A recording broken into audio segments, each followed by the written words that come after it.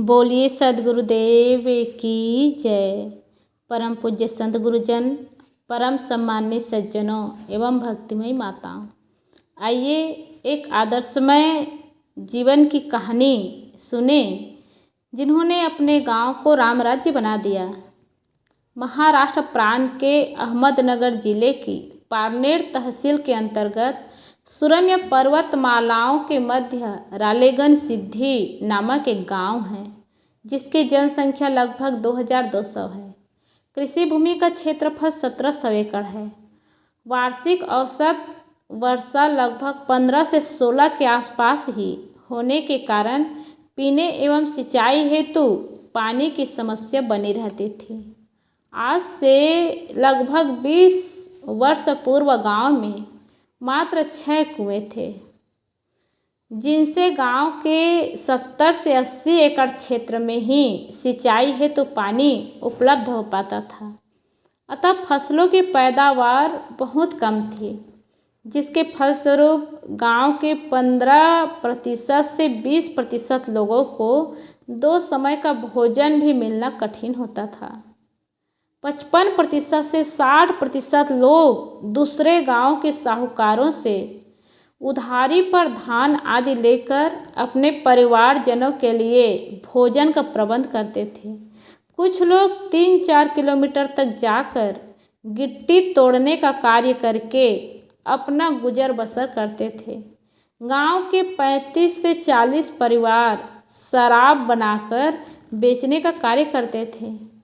पिछले वर्ग के अधिकांश गरीब किसानों की भूमि बैंकों के कर्ज लेकर रेहन में रखी हुई थी।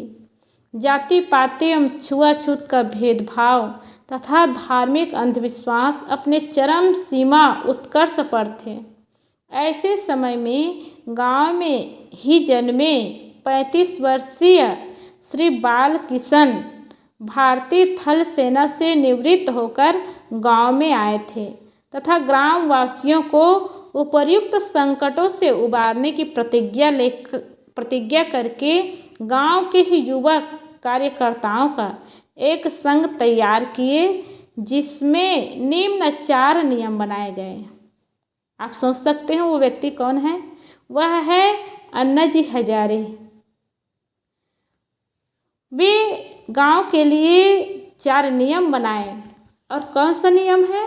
पहला नियम है चराई बंदी, जिसमें समस्त ग्रामवासियों को यह बताया गया कि कोई भी व्यक्ति मवेशियों को घास चरने हेतु घर के बाहर नहीं जाने देगा, क्योंकि घास पर मवेशी चलने के कारण उसकी जड़ें कमज़ोर होती है तथा घास के बीज भी नष्ट हो जाते हैं।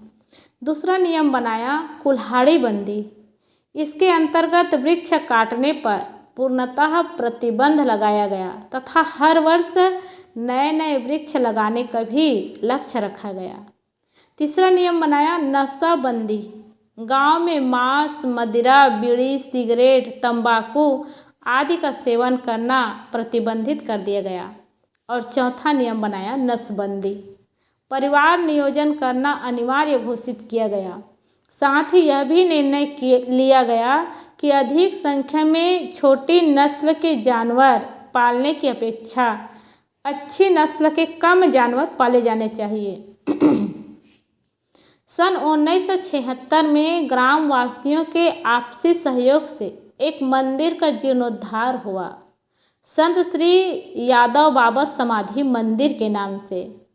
4 वर्षों के सतत कठोर परिश्रम से सन 1980 में गांव की समस्त शराब भट्टियां पूर्णतः बंद हो गई एवं पूरा ग्राम व्यसन से मुक्त हो गया। जिन व्यक्तियों की जमीन सरकारी कर्ज के कारण रेहन रखी हुई थी, उसकी अदायगी समस्त ग्रामवासियों ने रुपये एकत्र करके किया एवं उन्हीं के कर्जदारों के खेतों में श्रमदान करके फसल उत्पन्न करना प्रारंभ किया। फसल को बेचकर अपने अपने रुपये वापस प्राप्त किए एवं बाद में जिनकी जमीन थी उन्हें लौटा दी गई। गांव के आसपास की पहाड़ियों पर 500 एकड़ क्षेत्र में गड्ढे खोदकर करीब 3 लाख वृक्षों का रोपण किया गया। छोटी छोटी पहाड़ी नालियों एवं नालों पर चेक डैम, स्टॉप डैम एवं निस्तारित तालाबों का निर्माण आदि का कार्य ग्रामवासियों द्वारा श्रमदान करके ही पूर्ण किया गया।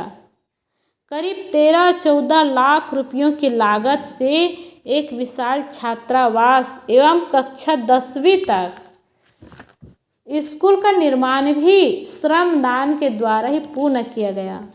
वर्तमान में करीब 100 विद्यार्थी छात्रावास में रहते हैं।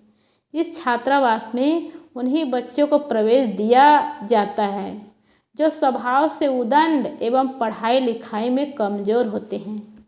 छात्रावास के सभी छात्र अपना काम स्वयं करते हैं तथा बाहर से आने वाले अतिथियों को भोजन आदि बनाकर खिलाने का प्रबंध भी वे ही करते हैं।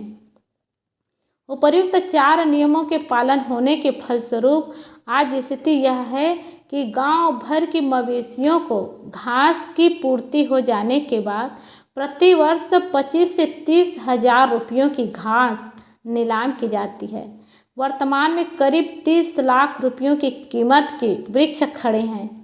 गांव में शराब तो क्या, बीड़ी, सिगरेट एवं तंबाकू की दुकानें ही नहीं हैं। प्रतिदिन 1200 लीटर दूध गांव से बाहर भेजा जाता है। आज से 20 वर्ष पूर्व जहां मात्र 6 कुएं थे, वहां वर्तमान में 113 कुएं हैं तथा सब में पीने एवं सिंचाई करने हेतु पर्याप्त मात्रा में पानी उपलब्ध रहता है।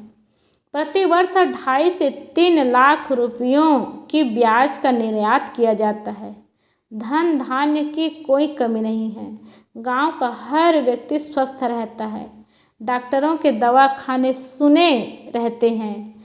जिस मंदिर की लकड़ियां निकालकर लोग शराब की भट्टियों में डालते थे, उसी मंदिर में आज फसलों की ढेरियां खुली पड़ी रहती है।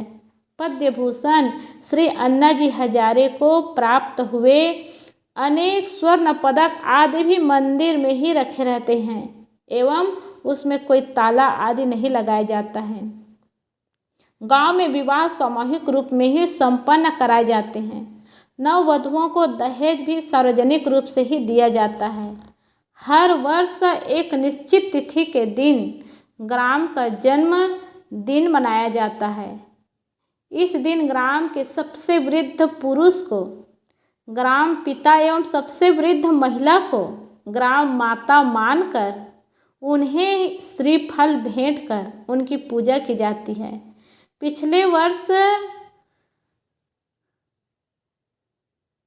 के भीतर गांव में जितने भी शिशुओं का जन्म हुआ रहता है, उन्हें खिलौने आदि खरीद कर दिए जाते हैं तथा वर्ष भर में ग्राम में ब्याह कर लाई गई समस्त बहुओं को भी कपड़े आदि भेंट देकर उन्हें सम्मानित किया जाकर गांव की परंपराओं से अवगत कराया जाता है। अतएव समस्त ग्रामवासियों के सामूहिक भोज का आयोजन किया जाता है। आगामी वर्षों में उपरोक्त सभी गतिविधियों को रालेगंज सिद्धि के निकटवर्ती 300 गांव में पद्म भूषण श्री अन्नाजी हजारे द्वारा लागू करने की योजना है, जिसके लिए प्रारंभिक कार्यवाहियां शुरू कर दी गई है। सदाचार, नैतिकता एवं निष्कलंक जीवन जीने की प्रेरणा प्रदान करने के उद्देश्य को लेकर 6 महीनों के प्रशिक्षण शिविर कार्यक्रम भी निकट भविष्य में रालेगंज सिद्धि परिवार की ओर से प्रारंभ किए जाने की योजना है, जिसमें देश के विभिन्न कार्यों के प्रशिक्षार्थी भाग लेकर प्रशिक्षित होंगे तथा अपने अपने क्षेत्रों में वापस जाकर प्रशिक्षण के अनुरूप कार्य करेंगे तथा अन्य लोगों को भी प्रशिक्षित करेंगे, जिससे संपूर्ण भारतवर्ष में महात्मा गांधी के राम राज्य की स्थापना हो सके। माननीय अन्नाजी हजारे ने सद्गुरु श्री कबीर साहब की निम्न पंक्तियों को अक्षरशः चरितार्थ कर दिया, जो हम सब के लिए अनुकरणीय हैं। करु बहिया बल अपनी छाड़ी बिरानी आस, जाके आंगन नदिया बहे सोकस मरे प्यास। वह अपने गांव आंगन में ही पानी की धार बहा दिए, नदी बहा दिए और सबको दिखा दिए, पहचान करा दिए कि सबके अंदर में वो शक्ति है, वो बल है जो दूसरे के भरोसा जीवन जी रहे हैं। आत्म भरोसा करें और अपने खुद आत्मबल से जीवन जीना शुरू करें और इस तरह से खुद लग करके रास्ता दिखा करके लोगों को बदले ही गांव का ही जीर्णोद्धार कर दिया। और ऐसे व्यक्ति के जीवन से शिक्षा लेनी चाहिए, आदर्श लेनी चाहिए और जीवन का सुधार करना चाहिए। हम अपने गांव को न बदल सके, अपने देश को न बदल सके, अपने समाज को न बदल सके, अपने को तो बदल सकते हैं। इसलिए ज़िंदगी की शुरुआत अपने से करें। अच्छा है कि वो घर को बदल ले, परिवार को बदल ले, समाज को बदल ले और बड़ी बात है, लेकिन उसकी शुरुआत अपने जीवन से करें। तो अन्ना जी हजारे के आदर्श में जीवन से हम लोग को सीख लेनी चाहिए। बोलिए सद्गुरुदेव की।